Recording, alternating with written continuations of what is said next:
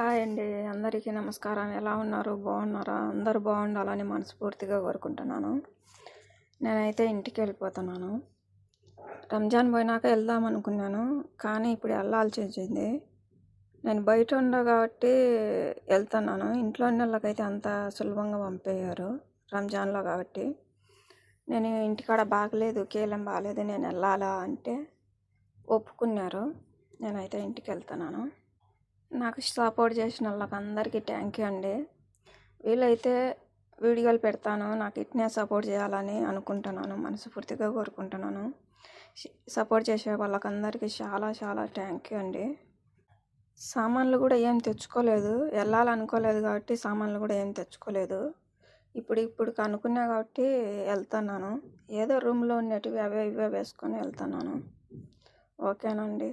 Support చేసే అందరికీ thank you.